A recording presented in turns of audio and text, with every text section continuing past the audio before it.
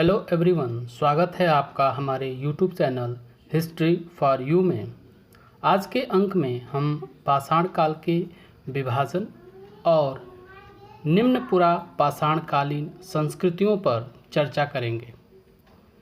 सर्वप्रथम हम यह जानेंगे कि पाषाण काल किसे कहा गया और पाषाण काल को किन 3 भागों में विभाजित किया गया और मानव द्वारा कौन कौन से उपकरण इस समय बनाए गए। तो आइए शुरू करते हैं आज का अंक पाषाण काल और निम्न पुरा पाषाणकालीन मानव की संस्कृतियाँ। जैसा कि हम जानते हैं कि पाषाण काल को एक अन्य नाम प्रागैतिहास के नाम से भी जाना जाता है। इस काल को प्रागैतिहासिक काल के नाम से इसलिए जाना जाता है क्योंकि इस समय का संपूर्ण इतिहास बिना किसी लिखित साक्ष्य के है और संपूर्ण इतिहास की जानकारी का स्रोत पुरातत्व है, मानव द्वारा प्रयोग किए गए पुरावशेष हैं। और पाषाण काल नाम इसलिए दिया गया क्योंकि इस समय पत्थरों के हथियारों को प्रयोग किया गया। मानव द्वारा प्रयोग किया जाने वाला सबसे अधिक हथियार पत्थरों के थे, इसलिए इस समय को पाषाण काल के नाम से जाना गया। अब हम पाषाण काल के विभाजन को देखते हैं। पाषाण काल को 3 भागों में विभाजित किया गया है, जिसमें सबसे पहला भाग है वह है पुरा पाषाण काल। इसका समय 25 लाख से लेकर 10,000 ईसा पूर्व का समय है। दूसरा मध्य पाषाण काल, जिसका समय है 10,000 से 5,000 ईसा पूर्व। तीसरा नव पाषाण काल, जिसका समय है 7,000 से लेकर 1,000 ईसा पूर्व। इसके पहले भी हमने चर्चा किया है पुरातत्व के बारे में कि पुरातत्व वह है जिसमें प्राचीन पुरावस्तु की अध्ययन किया जाता है। वह समय जिसका हमारे पास लिखित साक्ष्य नहीं होता है, उसका अध्ययन मानव द्वारा प्रयोग किए गए प्राचीन पुरावशेषों के आधार पर किया जाता है। और पुरातत्व में मानव की एक परिभाषा दी गई है, जिसमें कहा गया है कि मानव वह है जो औजार बनाता था। मतलब मनुष्य औजार बनाने वाला प्राणी था। Man is a tool making animal. इस रूप में पुरातत्व में मनुष्य को स्वीकार किया गया है। तो आज का जो विभाजन है वह विभाजन भी उसके द्वारा प्रयोग किए जाने वाले औजारों में आई विशिष्टता के कारण है, जैसा कि हम देखेंगे। और मानव का उद्भव प्रतिनूतन काल में हुआ। 1 नंबर के प्रश्न में यह पूछा जाता है कि मानव का उद्भव किस समय हुआ।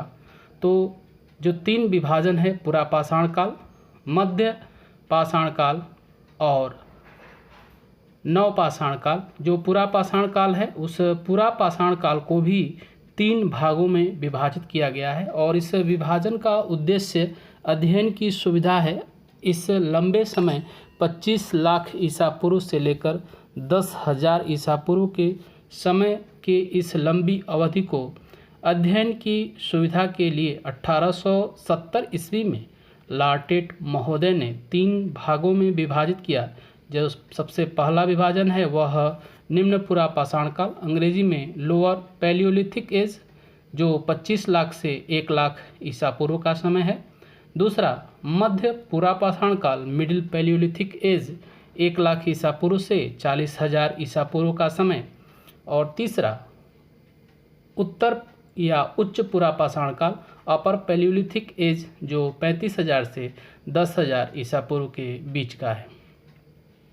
अब हम इसमें निम्न पुरा पाषाण काल, जिसका समय 25 लाख से लेकर 1 लाख वर्ष ईसा पूर्व का है, उसके बारे में जानेंगे। सर्वप्रथम कि इस समय के मानव कौन कौन से हैं।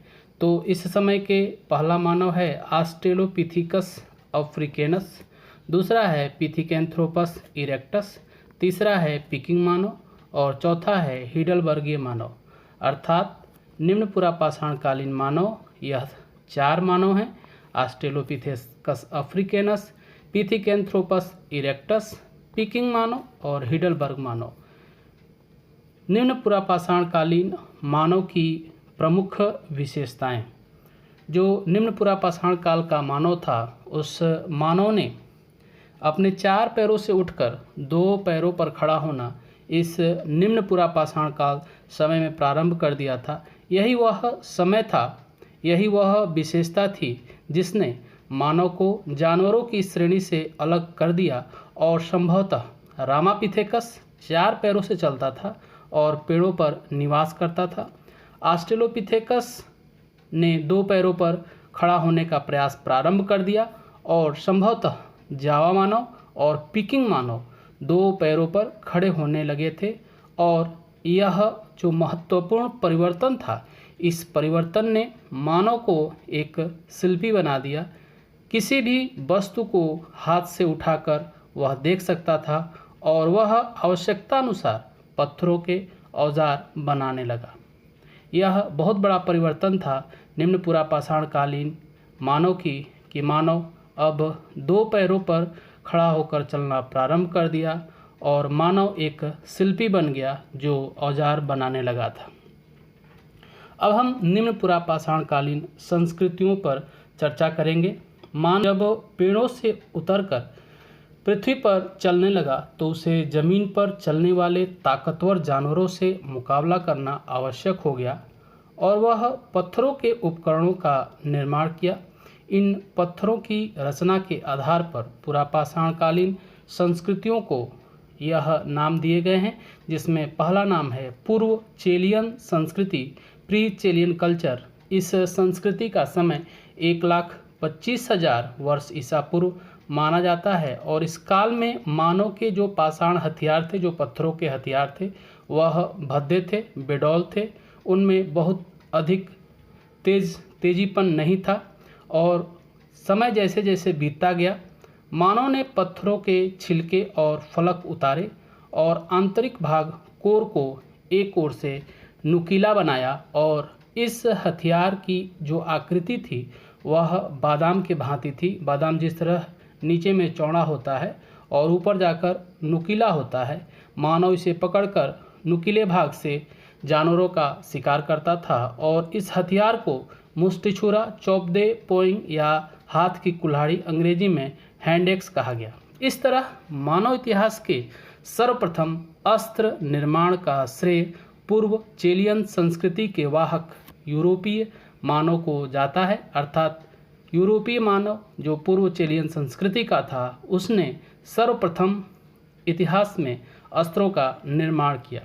दूसरी संस्कृति इस निम्न पुरापाषाणकालीन संस्कृति से वह चेलियन संस्कृति, चेलियन कल्चर था, जिसका समय 1,00,000 ईसा पूर्व माना जाता है और इस संस्कृति के मानव ने मुष्टि छुरे के दोनों ओर कुछ और छीलकर बादाम के आकार में कुछ और नुकीला बनाया और इससे पूर्व चेलियन संस्कृति वाले मानव द्वारा बनाए गए हथियार से वह कुछ ज़्यादा नुकीला था, उसमें धारपन कुछ ज़्यादा था, जिससे उसके हाथ में पकड़ और मजबूत हो गई और इस संस्कृति का नाम उत्तरी फ्रांस के एक स्थल के नाम पर रखा गया।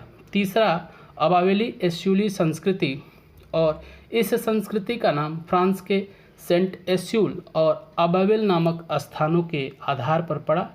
इस संस्कृति की चेलियन संस्कृति के साथ अधिक समानता थी और इसका समय 88,000 ईसा पूर्व माना गया। इस संस्कृति के जो हस्तकुठार थे वह Europe, America, Canada, Africa, Mexico, पश्चिमी एशिया, भारत और चीन से भी मिले हुए हैं और इस काल में मुष्टि छुरे को और अधिक नुकीला बनाया गया। चौथी संस्कृति इस निम्न पुरापाषाणकालीन संस्कृति से थी, वह सोहन संस्कृति थी, सोहन कल्चर।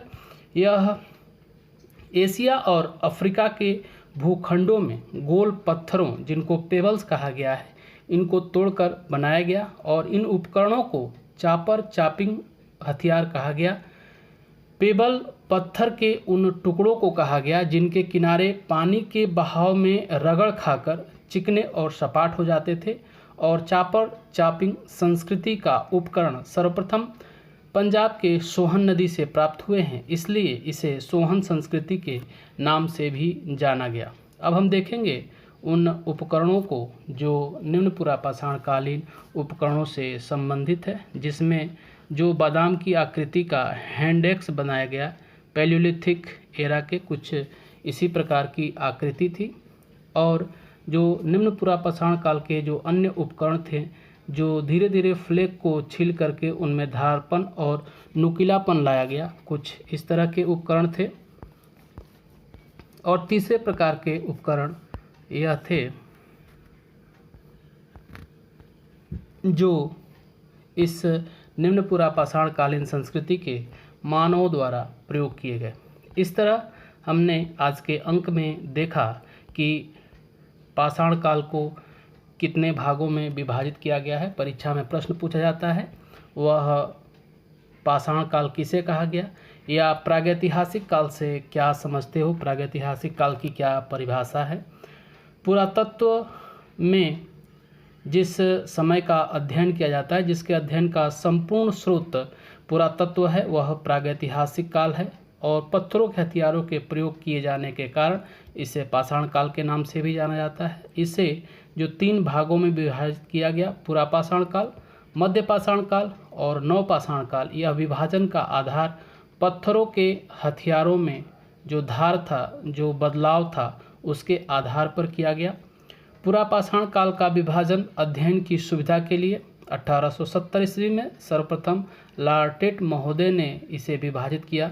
यह 3 विभाजन पुरापाषाण काल का कौन कौन से है? निम्न पुरापाषाण काल, मध्य पुरापाषाण काल, उच्च पुरापाषाण काल।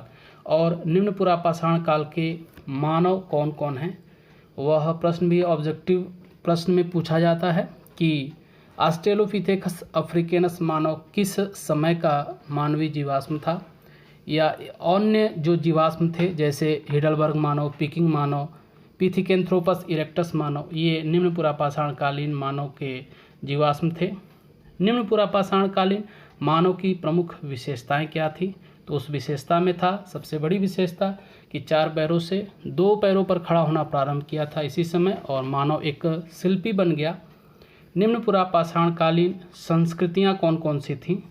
तो पूर्व चेलियन संस्कृति, चेलियन संस्कृति, अवावेली एस्यूली संस्कृति और सोहन संस्कृति इस निम्न पुरापाषाण कालीन प्रमुख संस्कृतियाँ थीं। इसके साथ ही आज का अंक समाप्त होता है। मिलते हैं एक नए अंक के साथ जिस पर हम चर्चा करेंगे। तब तक के लिए बहुत बहुत धन्यवाद।